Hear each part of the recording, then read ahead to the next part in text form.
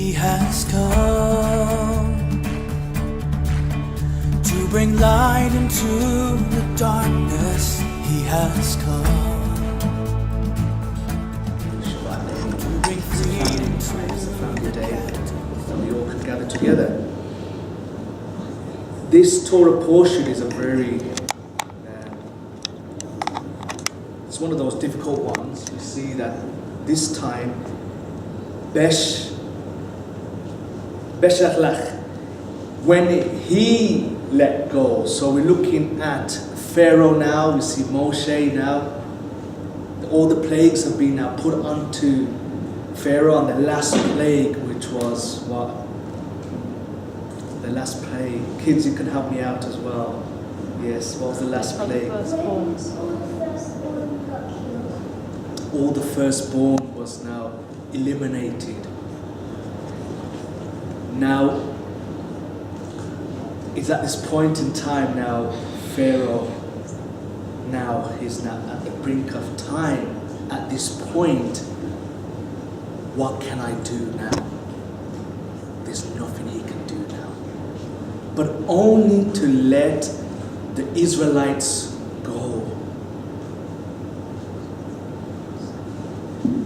So the Hebrew word for Beshalach, the name of this parasha, means when he sent, when he let go. So in the last weeks we've studied so much now that Pharaoh, the god of Egypt, we call it as Kemet, Egypt, or Misraim as we know it at that time. So after the last most devastating of the 10 plagues, the death of the firstborn, Pharaoh finally relenting in letting the Israelites go free. He's got no choice. What's interesting about these Torah portions, I like to say, is the life skills or the life stuff that we can learn here and take for our lives. Hallelujah. It's not about just reading it. What do I take from this? What is going to apply to my life? What's going to help me in the decision making, in the things that I'm facing at work or at life, home, family? What is in the Torah portion for me?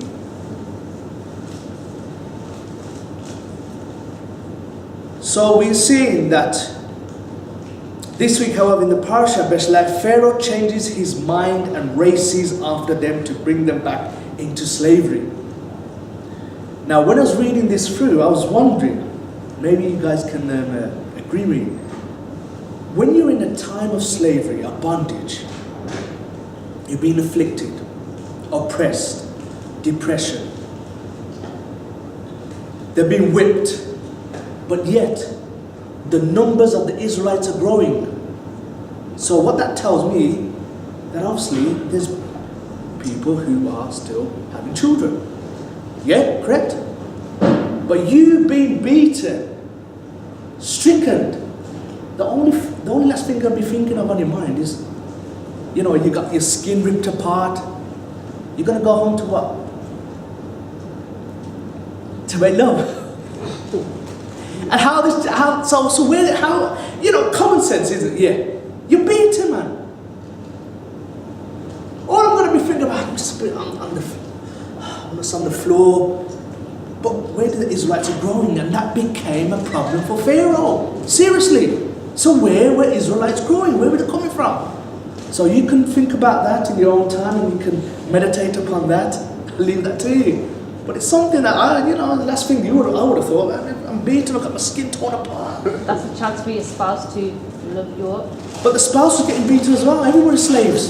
Just love up each other. You know what I mean? Everybody had to do work. There's a truth in that. The more they were oppressed, the more they increased.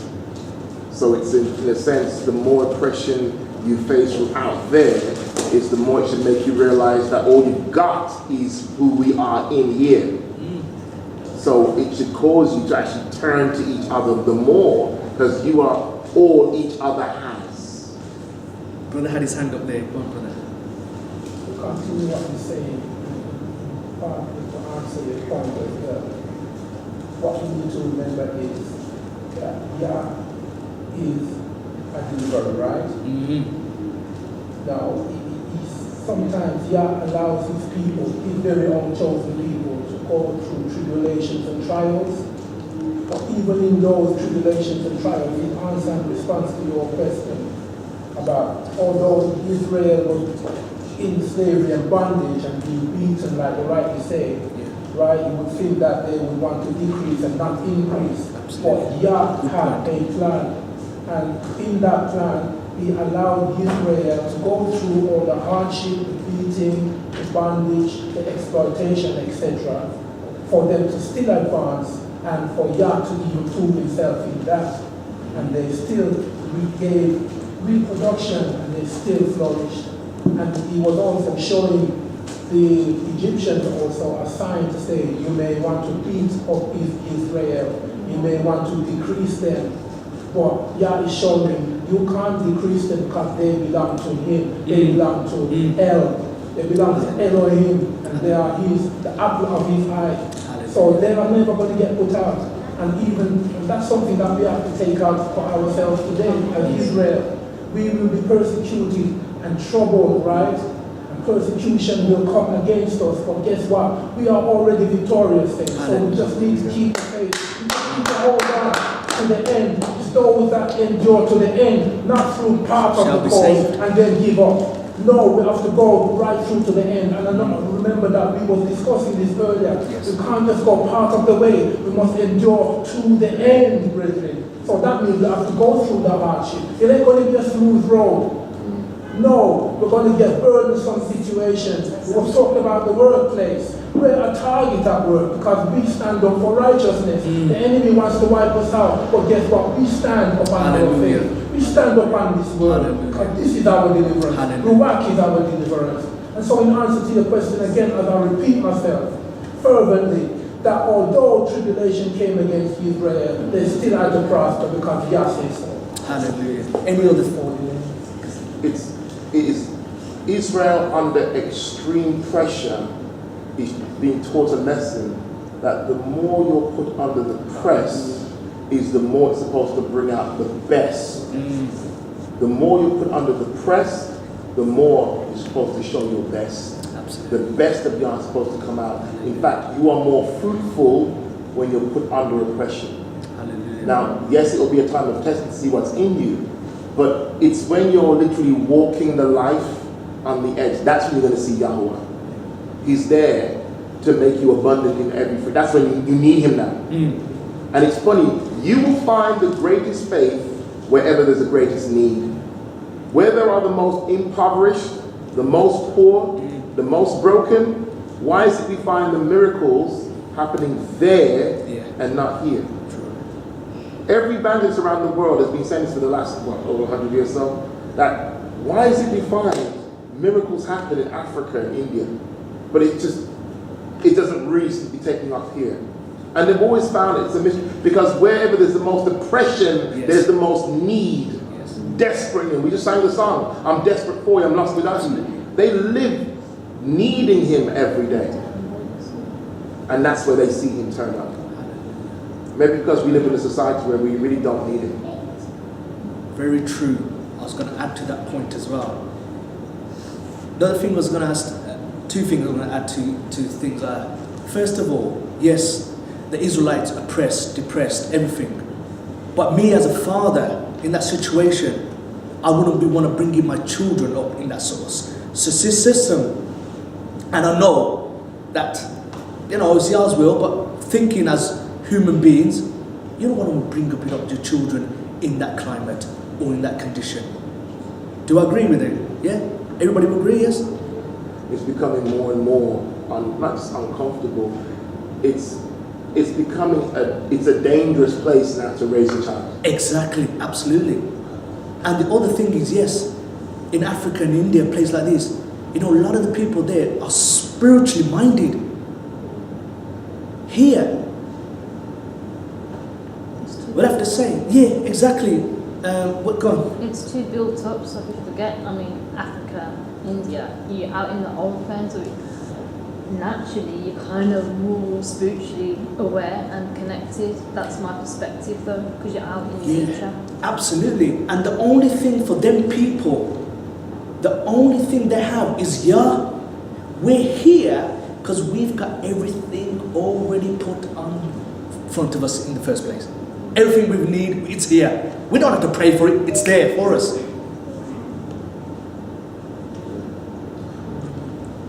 And that's what's in the Torah portion, isn't it? Absolutely. It's that this daily sufficiency, you're supposed to depend upon Him. Even to the point where He doesn't give you enough to cover tomorrow, it's just today. Yes. It's only on the Shabbat that He gives you enough to cover 2 days. But every day, you never get more than, because it would rot. Exactly. So give us today our daily bread. Just what I need for today. Yes. So Israel, not just regarding the bread, regarding everything, are supposed to be people that realize we can't put all our stuff in some security warehouse down the road and I'm good for the next 12 months. I've thought of everything.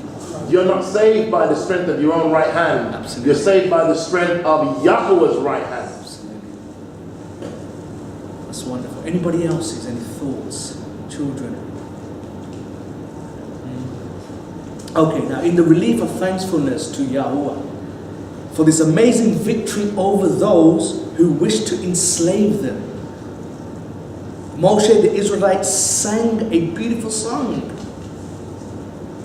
They sang, called the Shirat Yaham, the song of the sea. Some also called it as Yasher, Moshe, the Moses sang, which are the words of the song of the sea, as we read in Exodus 15 and verse 1. Singing, worship is part of our life, is part of who we are. The Father loves worship. It brings joy to Him. I want to hear those songs of praise, of adoration. The Father loves that. And then coming here, when the Israelites coming out of the slave and bondage, the last thing we want to be doing is singing songs. My wounds are not healed yet. My children are hungry. The last thing I want to do is sing praise and thanks to the Father. Go on, brother. I like what you say, but you know something? I think we must have experienced this. Yes. You know, when we're going through hardship, right, and we're hurting and in pain, you know, say when you give Yah praises at that time, you know that's the greatest kind of praise you can give. Because you get a greater result. The more anguish that you're going through, it's the more true your praise is. And Yah wants your praise to be in spirit and in truth. He wants your worship to be in spirit and in truth. So when you're going through agony, brethren, and you're praising, it's not like you're saying, Yah, take this away from me. Because we all know that we've got to go through, right? So that's why I say you have to endure to the end, because we're all going to suffer and struggle. But when we're giving Yah praise in that struggle, in that hurt, in that pain, Yah hears that quickly. Why? Because He knows it's out of anguish. Hallelujah. Praise His holy name. Awesome God we serve. Yes. We're in this room, and every week we meet, we are encamped in the middle of all the 12 tribes represented by their banners. Which tribe led the way? Which tribe was the first tribe to move? Question. Yehuda. What does Yehuda mean? What does it mean? Praise. To praise. So the tribe to lead and first move is always Yehuda, which means to praise. In everything, you first step out in praise. You lead with praise. Praise leads Israel. But which animal is representative of the tribe of Yehuda? Lion. The lion. Is a lion fearful? Is a lion timid? No. Is a lion weak? Is it broken? Does a lion ever look afraid? No. A lion is to be feared. That is you. That is Israel. And the Bible tells us over and over again that we are under the strong right hand of Yahweh.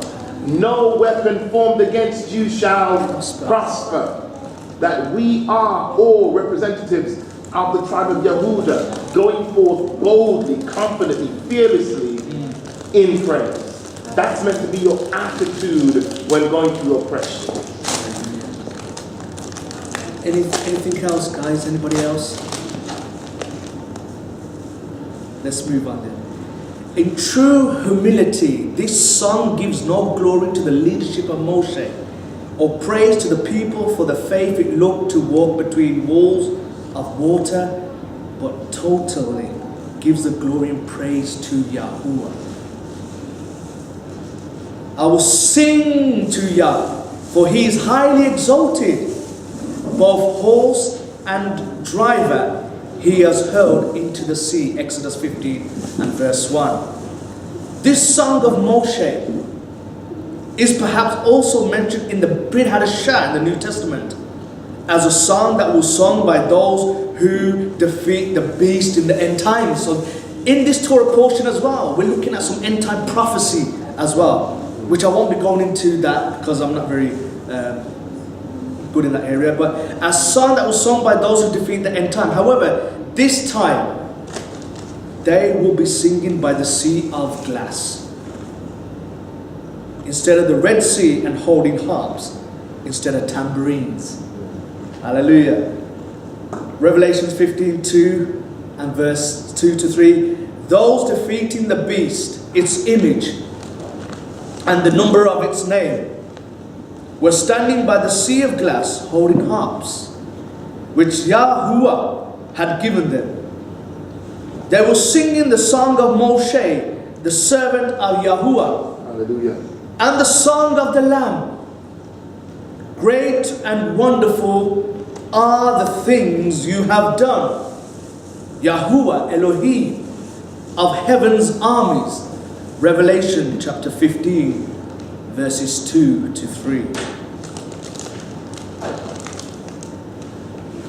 So let's get into, sorry. Yeah, I too, when I was studying the passage, and then it's almost like I'd forgotten about this text in Exodus 15, where he's singing this song, and it's the song of Moshe. I recognize it straight away, and he's talking of past tense, referring to the deliverance of just experienced, but then he starts to use the phrase pass over, not in reference to the blood being on the doors, but in reference to passing over the sea of Suf, that you helped us pass over. And I thought, wow, he's looking at past, he's looking at present for him, that literally just happened, but then he moves into the future. Yes. This is why the Old Testament is a prophetic book about end times. And when he gets to verse 12 of chapter 15, he starts making reference to something that has not yet happened. And he says, you reached out with your right hand to the earth swallowed them. In your love you led the people you redeemed. In your strength you guided them to your holy abode. And he's making reference now to the goal of bringing the people to the New Jerusalem. The peoples have heard and they tremble. Anguish takes hold of those living in Pleshit. Then the chiefs of Edom are dismayed. Trepidation seizes the heads of Moab. All those living in Canaan are melted away. That end time Yom Kippur, sifting of sheep and goats, those who are righteous, unrighteous. And I won't bore you with more of it, but he goes on to talk about this abode that he created. And I realize this is a future event. This is about the New Jerusalem that's coming down.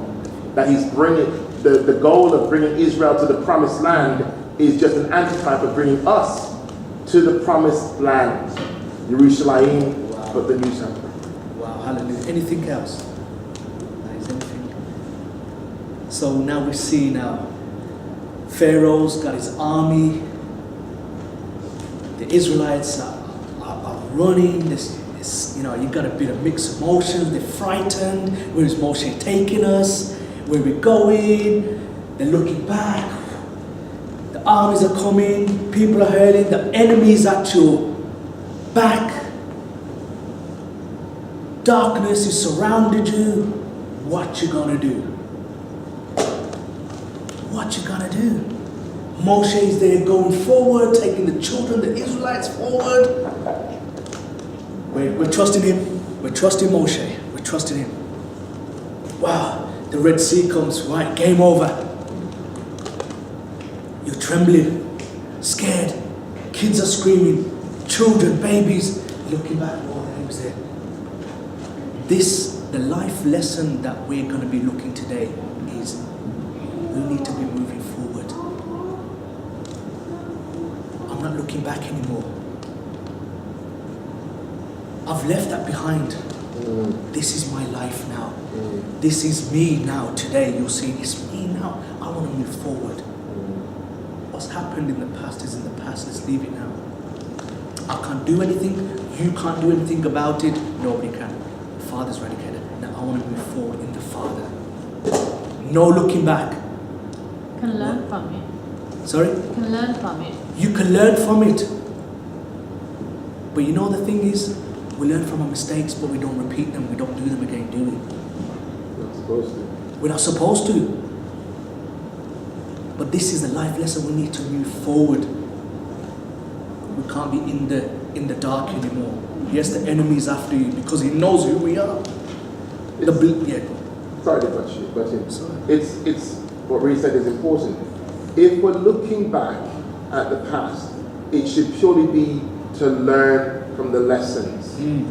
But how often, as we're looking into this whole thing, and many people are talking right now about lashon hara, which is the evil tongue, we see in the scripture they were looking back not to learn any lessons, they were looking back to go back into stuff. Yes. And all too often, let's talk about relationships here, we look back in the past to go back in the past. And we keep repeating and repeating over the past, and it just makes things worse. And Israel didn't actually even end up going back, but they did a lot of talking about the past, going into regret, and that actually made it hard for them and worse for them and brought judgment on them, ultimately. So in constantly going back in your mind, is it possible we're bringing judgment on ourselves by constantly going back over stuff? That's what I'm trying to make here. Yes. It was past, it's gone. As you said, move forward. And it is sometimes difficult to move forward, no doubt about it. Because sometimes the past does haunt us. Just like Sodom and Gomorrah. When the angel, when Father says don't look back, who looked back? It was the wife. She looked back because everything was all there for her. It was a home, wasn't it? It was a home, yes. A home, everything. Family. Memories. But the Father says, this is where we come obedience. The Father says, don't look back. And what happened to her at the end? Go on, Destin. Yeah, she turned into a pillar of salt. And Father's telling us today, don't look back. And trust in Him more. Yeah, exactly. Trust in Him more. But there was something in my mind, this whole, so, okay. We look back to learn from the lessons of the past. That's important. So we don't repeat those mistakes. But then we can be looking back and going over stuff. We know we're supposed to move forward then. But then, as you said, it can be difficult to move forward because there's a problem. Maybe we haven't learned. Yes, we need to move forward. I want to move forward, but I'm stuck. I can't move forward because you know what? Really, truly, things ain't changed. Some things haven't changed. I can't move forward until there's change. The key ingredient, as you referred to Lot's wife, the key ingredient with Israel is that the scripture speaks of when you're moving forward, as you see the image on the screen, what does water do? When you pass, what does water do? When you pass through it, when you go into it. Cleans you? That's it. This is it. The scriptures speak of you have to be a new creation. A new creation can move forward. The old messed up stuff, you can't go forward with the old you. Israel has to die. Hence the death of the firstborn, blood. Hence passing through the water symbolizes death, resurrection, passing through from the old to the new. So yes, the way we move forward, we don't need to keep going back over the past. Don't need to keep going back there, talking about it, thinking about it. But we do need to be born again. We do need to be a new creation to move forward. Let's go with that. So Moses' sister Miriam also goes out in the maidens and they dance for joy with tambourines. So as we're going through the worship and the praise, so special today, because of these songs in this week's Parashah is also called Shabbat Shirah, Sabbath of singing. Besides reading the song of the sea and the song of Miriam on the Shabbat Shirah, some have the custom of feeding the birds in honor of the beautiful melodies that they sing, and perhaps. Can I say something right Yes. there? Now it's making sense. Before you all came in here, normally birds sing first thing in the morning. Yes. But they were singing at the top of their lungs right here by this bush by the window. Wow. But we don't stop till 1 in the afternoon. So I wasn't used to hearing that. We come here Yes. on Shabbats. Rarely do I ever hear that level of volume of singing from the birds at such a late hour of the day. Normally it would be earlier in the morning. They were singing off their little bird lungs right by the window here in this tree. Wow. And I was drawn to it. I think, did I say something to you? I said to you that it was just really uncanny. Why are they singing like that? What's causing them to sing so vehemently? And now you say what you say. That is amazing. Now it makes sense. Now it makes sense. Praise Yah, that is so amazing. The birds are singing because the birds know their creator. Hallelujah. I love the way the Parashahs always line up with our present moment. Absolutely, Yahweh lines absolutely. it up, even Yes. if it's off balance. Wow, that is amazing. That's awesome, man. So we say in honor of the beautiful melodies that they sing. Hallelujah. It was beautiful. Perhaps the manna that was found on the ground of the Israelites in this reading. Now this is of course unusual in that wild birds are generally not fed on the Shabbat. Only domesticated birds such as geese and chickens may be fed. Some say and explain that the Shabbat should not be broken by feeding animals that can feed themselves, although there is a responsibility to feed the pets and domesticate animals that are under your care. Wow. It's amazing, isn't it? So, moving forward, the Israelites at the sea now, wondering, when are we going to be delivered now? The Moshe, they're looking to, because he's the mediator between the Father and the children, the Israelites. So then he lifts up his staff. And when we see that picture, and when we look at as well, the waters now departed. Wow. The Israelites are now, there is hope now. The Father is delivering us from our oppression. The enemy's behind. I want them back. Because the enemy's thinking, who's going to work for me now? You know what I mean? Their people ain't going to work. So we've got these people, so let's try to draw them back, bring them back into the past. I don't want to be there no more. So they're going through now the water. Yes. What does the rod represent? Guys, what does the rod represent? The staff. Yes. Power. Authority. Correction. Leadership. Was the power of Yah in the rod or in Moshe? Working through motion. Say it again. Working through motion, but then Okay. using the staff as well. Okay. Anybody else's thoughts?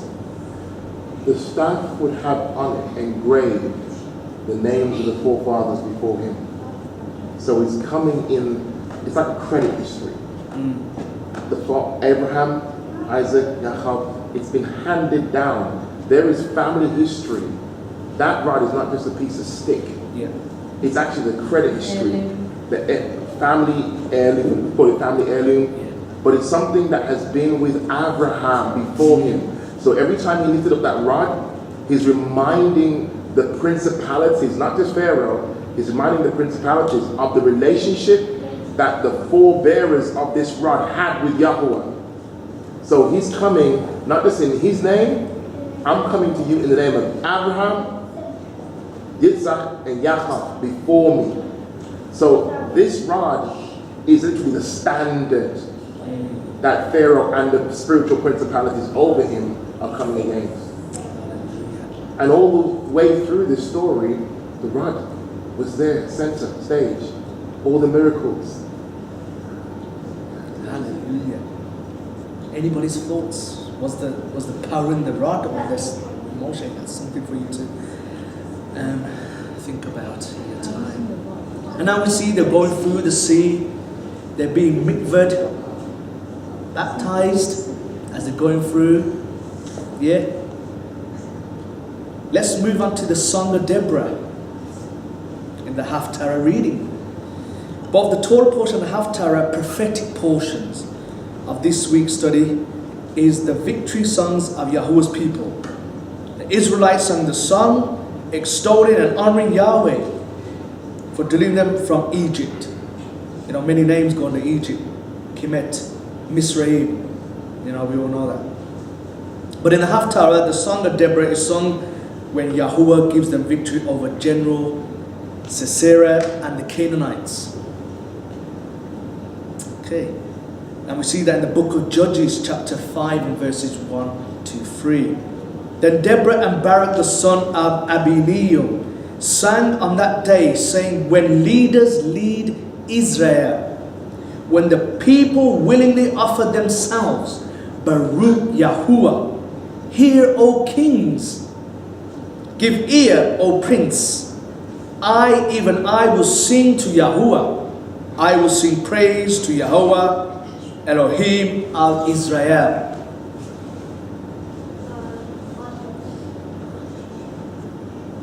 So like we say, the women were singing, tambourines, enjoyment.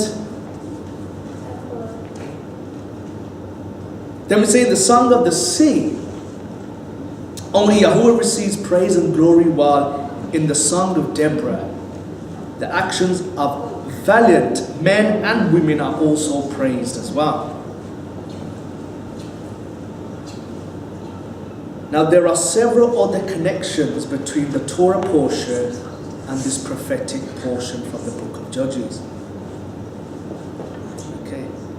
In both accounts, Israel's victories, their enemies had assembled against them in chariots, but Yahuwah threw their enemies into a panic. Also in the Parashah and the Haftarah, Israel's enemies were swept away in the water, and the women celebrated by singing and dancing. Music is beautiful. Yahuwah's given gift to his people. Sadly, many in the world misuses the gift of the glory, the powers of darkness, with vulgarity and promiscuity, or the promotion of violence and death in music these days.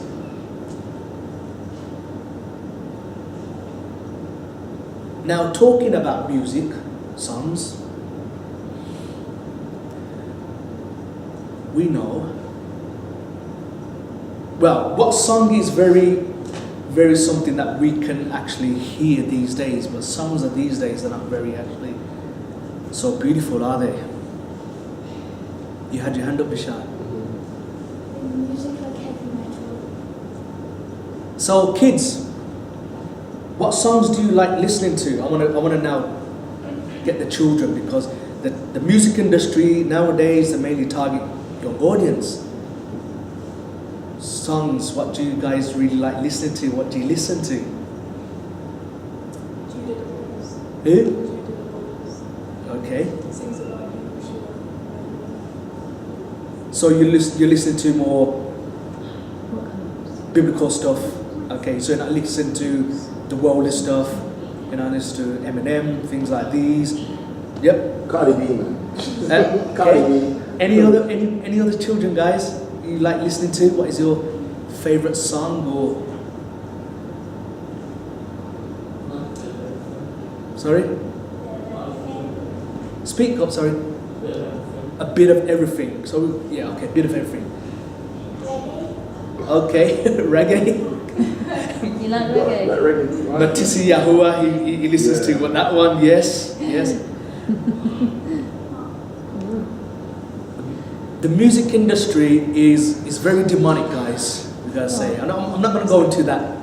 That's another level that is. But we gotta be careful, guys. Music is beautiful, but what are we listening? What are we putting into our mind, into our body, and into our soul, basically?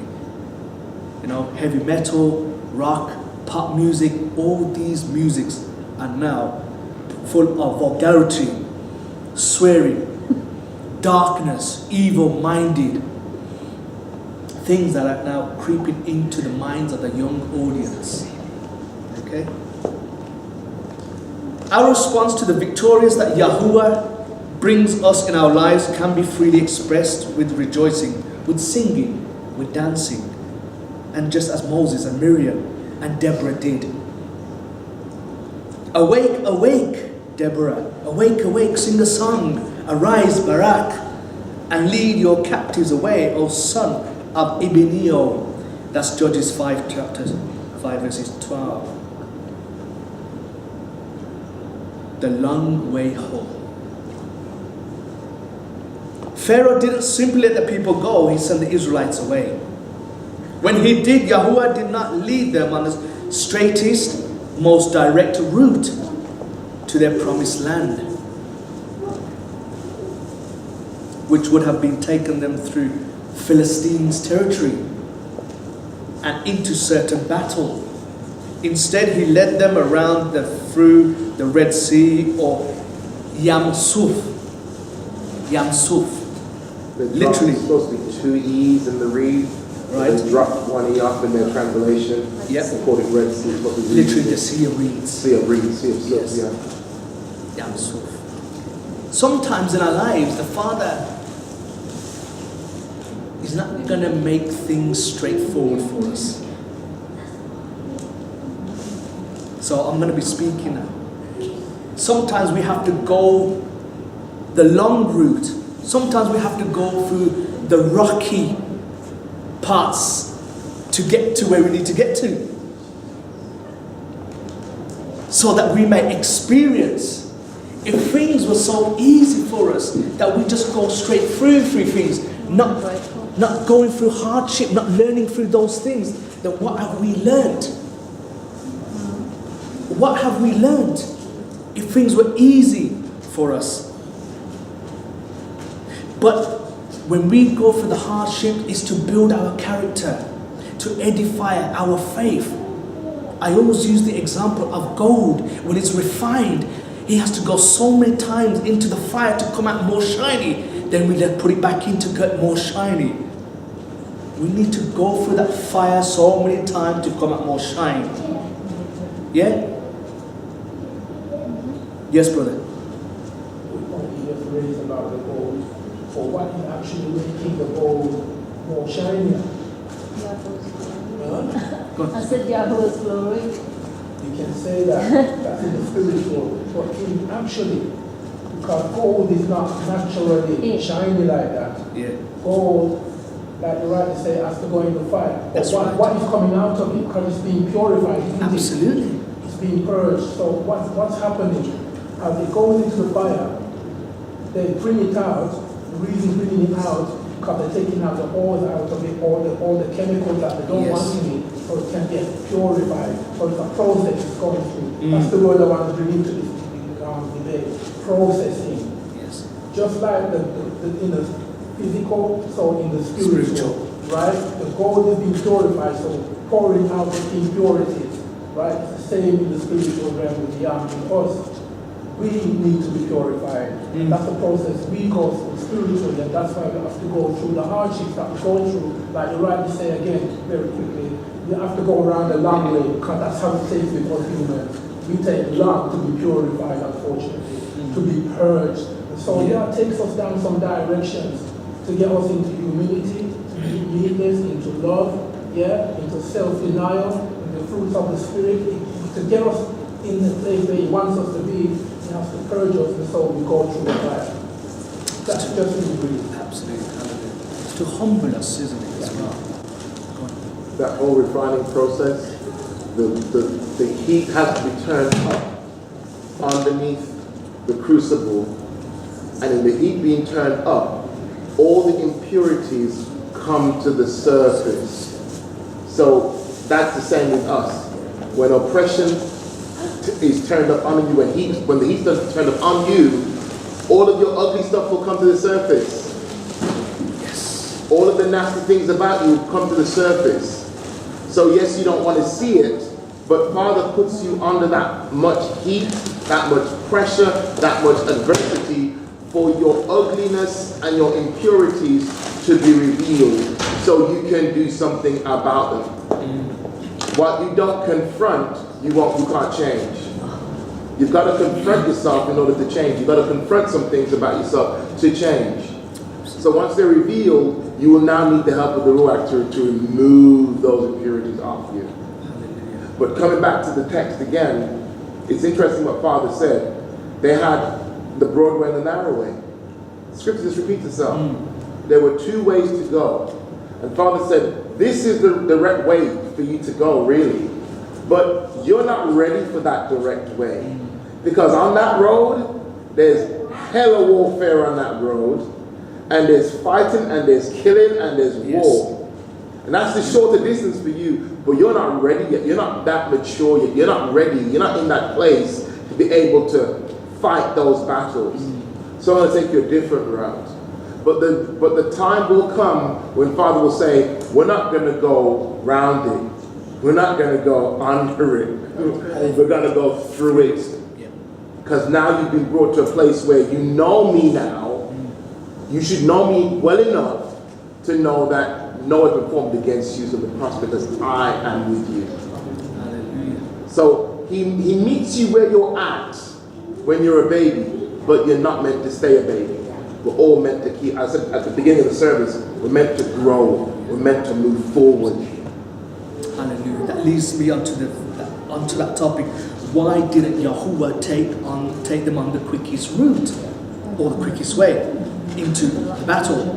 Now, some answers this way with the story of a man who purchased a cow and takes her home to produce milk for his family, not to kill her for her meat, because the slaughterhouse is on the path to his home. He takes her on a longer, more roundabout route so that she will not smell the blood from the slaughterhouse and try to escape his care.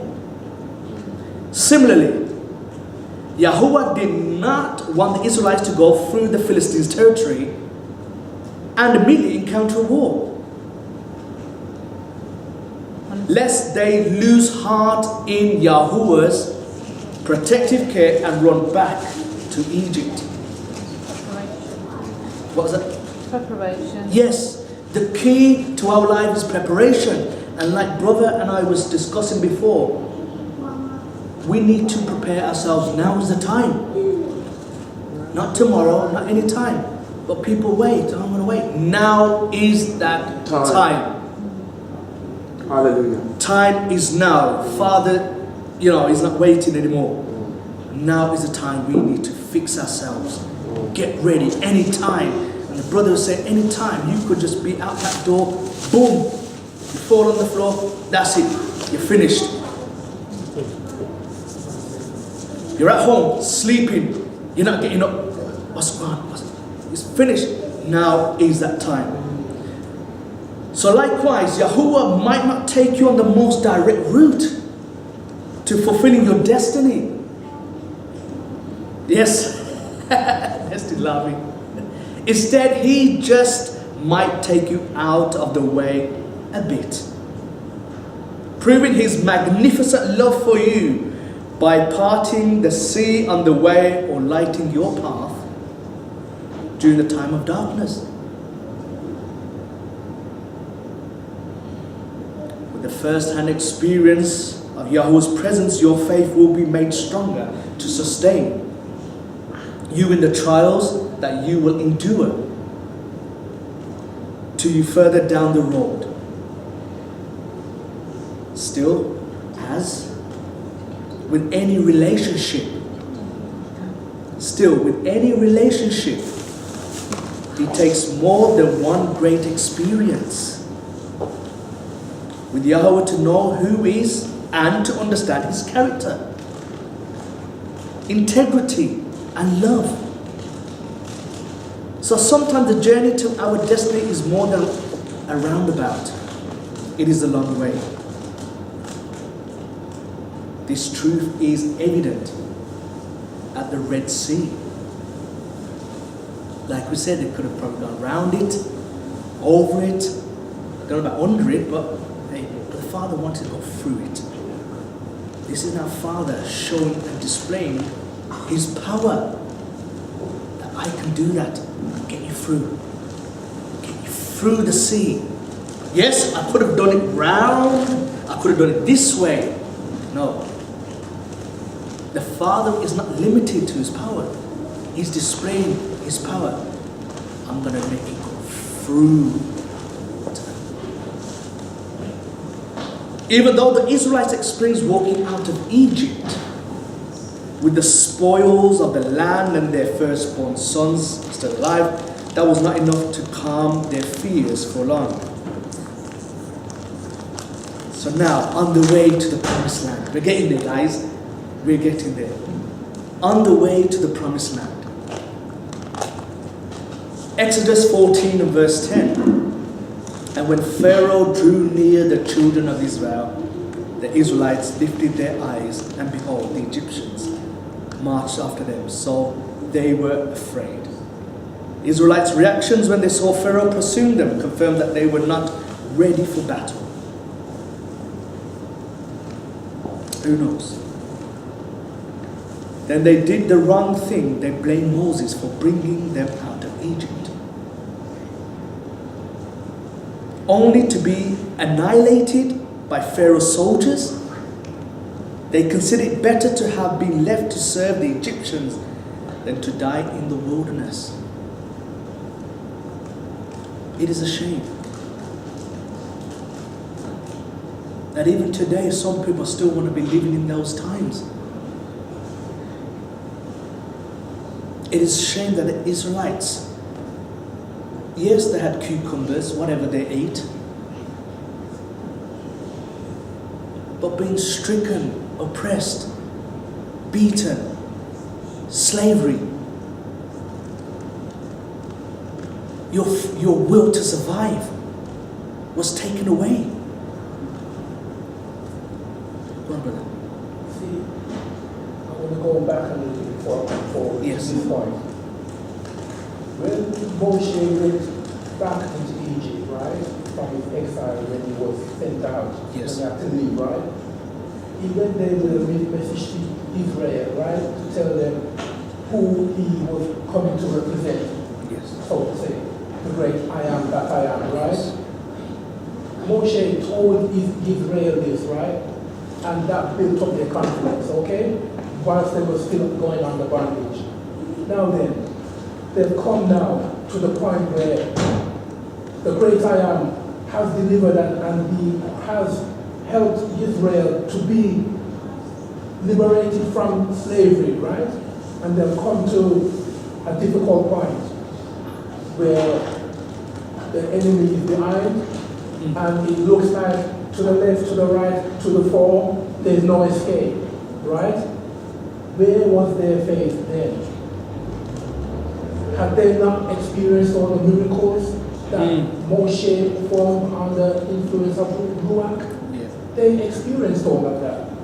They experienced the fact that when they put the blood on the door lintel and the doorpost, right, that they were reserved, and Egypt's firstborn were killed, even their livestock. They experienced all of that. Yes. They also experienced when they came out of Mitzrayim that the Mizrahites were in darkness and they were in light. Who else could perform such a thing other than El or Yah? Right? They experienced all these things. I'm coming to a point Yes. about us. Right? And then now they've come to this point where it looks like there's no way out. But there is always a way out here. Did they not see it? Although Pharaoh would put up barrier after barrier, stubborn stance after stubborn stance, Yah still delivered. And even when the magicians and sorcerers could not perform their miracles, because Yah proved himself there, that they were only limited in performing. But he was the outcomer, victorious. So throughout the whole process, Yah proved himself. And in the night time, Yah was a pillar of light. And in the day, he was a cloud by the day. And he guided them all through. I'm coming to a point. Yes. Right? They experienced all of this. Yes. They witnessed it themselves. No one told them about it. They went through it. Right? And now they've come to what it looks like a dead end. But it's not a dead end. It's still a way out. Yes. Because what? Who is in control? Yah is in control. Right? All right. To us now, surely we've had experiences in our life where it looks like there's no way out. That's right. Because Yah is an expert in impossibilities. Hallelujah. Right? Now, this is impossible for me. We're focusing on we. Yeah. Our focus now has come from Yah. But when everything was good and smooth, our focus was on Yah because He was the one bringing us through. That's right. But now hardship has come, we take our eyes off Yah. Absolutely. That is the problem of humanity. We're so sometimes, as the Jamaicans say, sometimes we're for Yah and sometimes we're not. Sometime-ish. You know this style. Sometimes people in general are sometimes, but can't sometimes with Yah. We have to keep the faith all the time. Hallelujah. And that is the point. And that's what we learn from this. We can't be fearful Absolutely. when the lion's standing before you. Like when Daniel, sorry I'm going on, but I'm just making my point. Yeah. Daniel was cast in the lion's den. Yes. The three Hebrew brethren Yes. were put in the furnace of fire. And what was the outcome? Did they burn? Did Daniel get eaten up by the lion? Huh? These are all for our learning, brethren, that Yah is true to His word. Hallelujah. And far above it also, because He has already delivered us. We still have to go through the process. Yes. But we're still victorious. But our faith must continue to be intact. And that is a state of readiness, brethren. Because when we reach glory, we have to be ready. This is not going to inherit it. We were talking earlier. This flesh and blood, brethren, is not going to glory. It's the inner man that changes. Yes. Hallelujah. That's going there. Flesh and blood cannot inherit the kingdom. Absolutely. You see, so we have to keep a kingdom mentality and spirit. That although I go through this persecution, still I'm victorious because Yah is my help. Come on. You see, Come on. that's the victory, the faith. You've already won the battle. You're going through the battle. To win that. You're going through the battle, but you've already won because your faith has carried you through. Your faith upholds you. Hallelujah. Before I came out, I was watching a current legal case that's going through, where a woman that worked for a company built a working relationship with a Muslim lady. And this Muslim lady was going through an ordeal in her life, and it was getting her down. And like I said, they had a working relationship where they would talk and they would share. And I think there was something to do with a family member in hospital or something, and the Muslim lady was feeling very, very, very, very, very broken on one particular day. So the Christian woman that was her work colleague left her, but felt such a way for her that she wanted to go back and offer some help. And she said, "Would you mind praying? Because we both believe in prayer." And the Muslim lady said, "Yeah, okay, I can do that." So this is I'll explain this. So the Christian woman began to pray, and when she prayed, she put her hands on her knee Okay. and prayed with her. Okay. And after the prayer, the Muslim lady thanked her for the prayer and got up and walked to the bathroom, looking a little bit shaken, but she wasn't too sure. Yeah. So she'd known that over the past few weeks, this same Muslim lady had been known to pass out because of the stress that she was under. Okay. So when she didn't see her come from the toilet, she got worried and opened the door and said, "Are you okay in there?" And the lady said, "Yes, I'm fine, thank you. I'm fine, thank you for being concerned." Finished, walked away. About several days later, the Christian lady received a letter from her employer saying that she's been now brought up on the serious charges of gross misconduct, and the letter had 8 major points, and it involved basically they broke it down. I can't explain how they said it, but basically you enforced your will on this Muslim lady, you took advantage of her, she's now stressed, she's extremely distraught about what you did to her, and she sought advice that you tried to do some kind of demonic deliverance on her when you laid hands on her. And they went through some legalities, and this has been treated as a very, very serious case. She went through a lot of basically management coming down on her saying basically that what you did was majorly wrong, we're treating this very seriously, this matter will be investigated further. The company went all the way with it. So she was advised to get herself some serious counsel as well. So she went and got Christian counselors, of which there's a particular lady that's leading one in the UK, to take her case. Long story short, the management did get their way in encouraging her to take a voluntary retirement or redundancy, but she left. But that was only because of pressure from the management. So the case is still going on because the Muslim lady hasn't dropped the charges. So this is like crazy. So long story short, I say all that to say this. Yeshua said, if they have hated me, they will hate you. Absolutely. What the Torah portion dealt with in the previous part of this Torah portion was that we found it in Joseph, that to be a shepherd, and what are Hebrews? What was Yeshua? He was a shepherd. Yeah. To be a shepherd in Egypt was an abomination. To be a sheep herder in Egypt was an abomination. That's why Israel didn't live in Kemet, they lived in Gershon away. Joseph was given them, Yaakov was given, was given territory away from the Egyptians because your livelihood makes you an abomination to us. And I see in that a prelude. It's telling us that in the latter days, the people of Yah will be considered an abomination to the world. And we are being treated as that. We stand for everything that the Torah says is righteousness. We don't stand for the LGBT, blah, blah, blah. Absolutely. You mention that and they will throw you to the wolves. Absolutely. You speak for it, you're celebrated. Speak against it, they'll crucify you. Everything we stand for is an abomination to this world system. All of this Torah portion is practically literal for us. Guys, that's kind of scary. But as believers, just imagine what that woman's going through now, jobless, no income, she's worried, she's at home stressed, because it's on her case now. So wherever she goes to apply for a job, so what happened? Because they want to know that.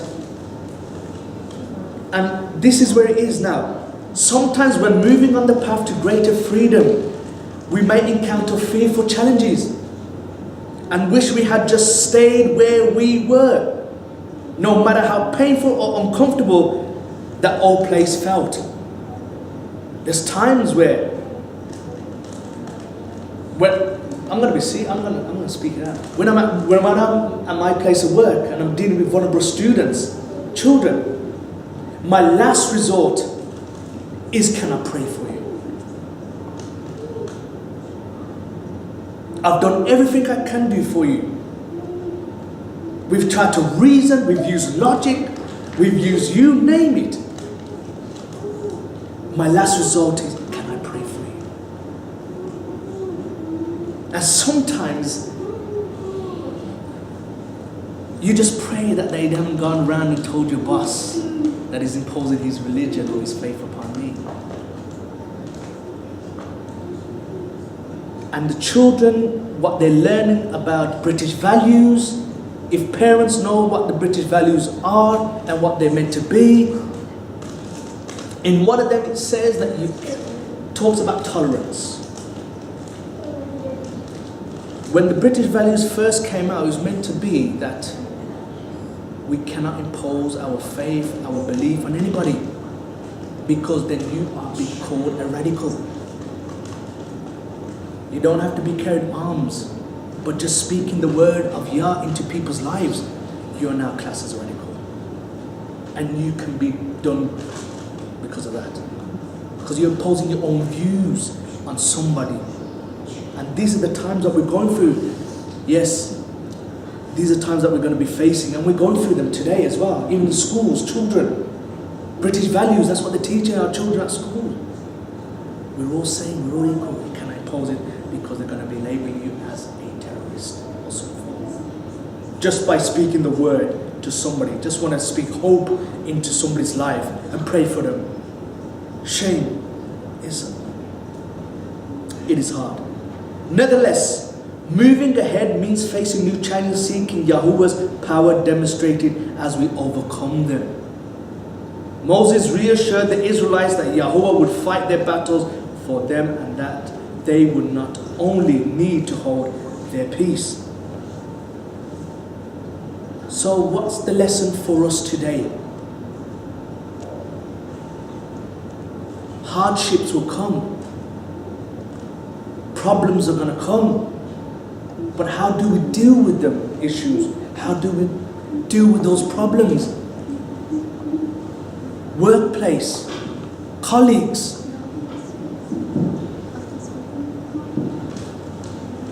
These are the times, the end times now where,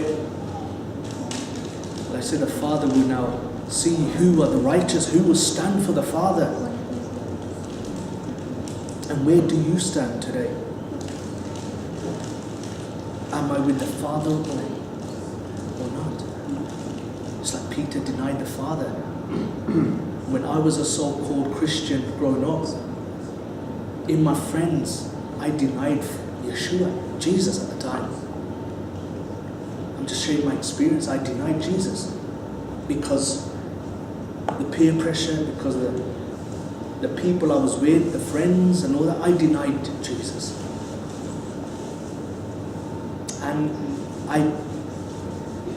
And we used to be having battles and so forth and so forth and so on. And hey, just to be in the crowd, kids, just to be in the crowd, that's not you. You know who you are. You stand for Yeshua. You stand for Yah. Don't be something that you're not, just to please your friends. You are set apart. You're chosen for a specific task.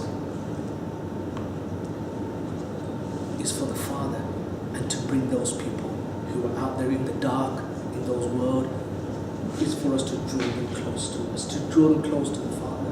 We are a light to the world. And like brother was saying, a lot of people see your character. They don't read the Bible.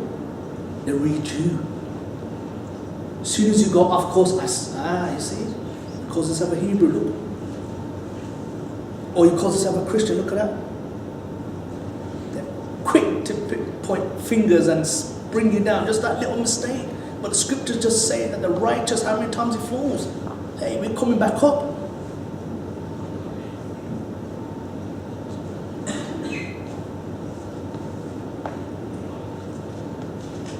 So what's the promise for me and you today? Final conclusion.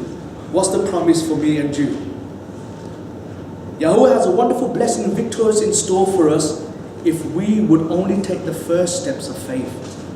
Trusting in His leadership and wisdom through Yeshua, we are more than conquerors. Let us then not miss our orders to go forward with boldness and confidence to possess the land that is ours. Today, as the people of Israel stand surrounded by the sea of hostile enemies, so we're talking about Israel at this time, bombarded by a wave of terrorism, surrounded. As much as people love Israel, there's much people hate Israel as well. The enemy has surrounded them. The Arab nations are around them, making some strategy to destroy Israel, to destroy the nation. Many old believers reach out to the people with words of faith and courage that Yahuwah is not only our physical salvation, but also our spiritual salvation through Yeshua. He will fight our battles for us. And as we go forward, we can be at peace as we trust Him. And that is our focus. We trust in Him. And let the Father do what He has to do. I just want to say, if there's anything that you guys taken away from here, it's been long, I know, exhausted, I'm tired as well. Heavy week, but what I can take away from this, put the Father first in everything. If anything happens to me tomorrow, guys, or next week, hey, be assured that it's the Father's will that whatever happens to me, and let's leave it into His hand. He knows best. I want to thank you, everybody. Shalom, shalom. Thank you, Gary. Thank you.